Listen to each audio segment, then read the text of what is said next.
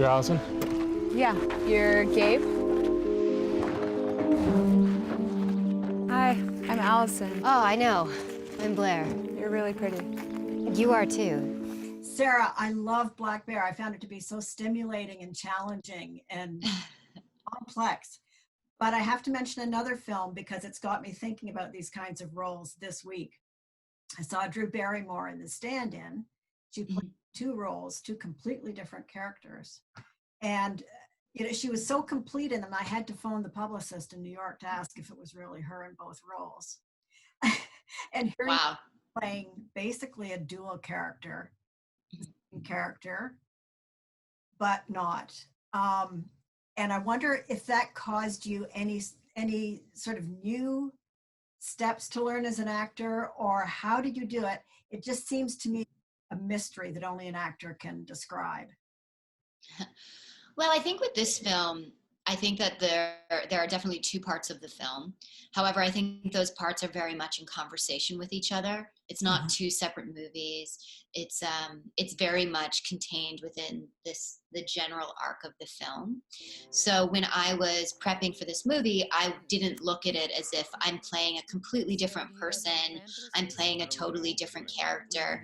What I thought more about and what really drew me to the script initially was the idea of power dynamics in relationships, and how sometimes you can be caught in a dynamic in a relationship, in a working relationship or in a romantic relationship, where you feel as though you don't have any power, and yet you can be the same person and move on into another relationship and have all the power, or be aware of the power that you have.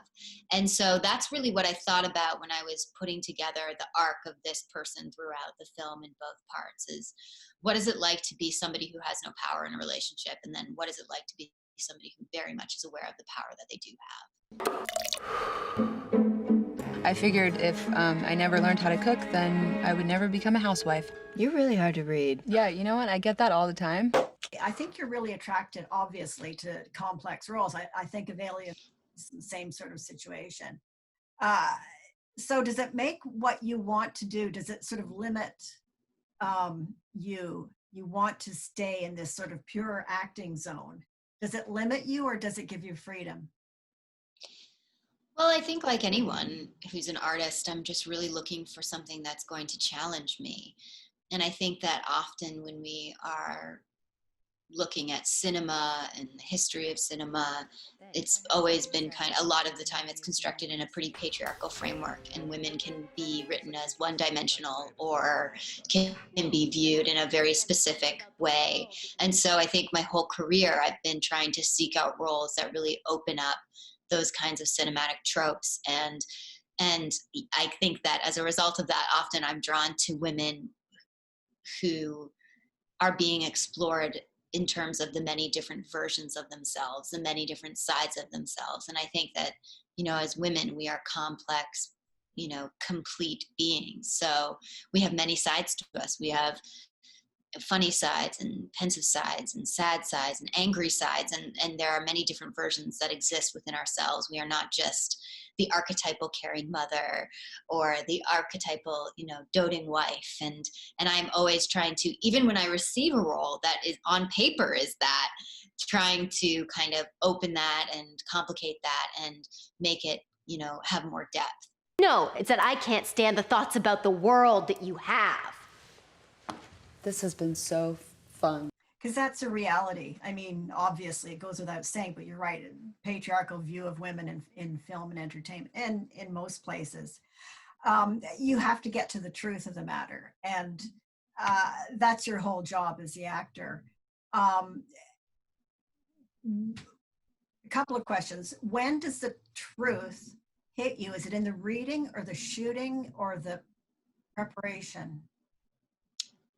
Well, I think when I read something and it really speaks to me, that happens at a script level, where I read something, with Black Bear, I read it and I thought, oh, this is so unique. Nowadays, when we watch films, so often they're adaptations or they're remakes or they're tentpoles or they're, it's very rare in the indie space to read something that feels wholly original.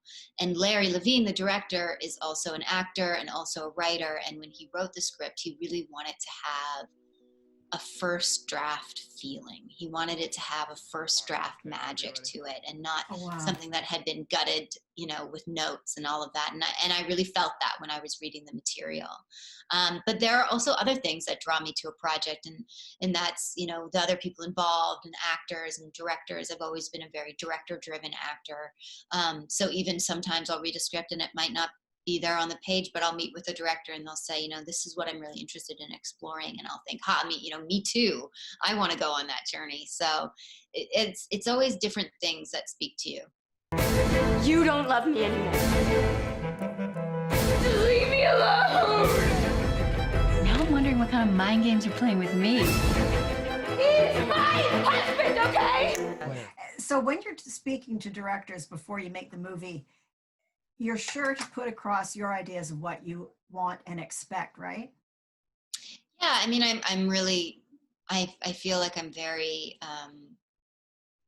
confident and have arrived in a place where I really know what my process is and how I like to work.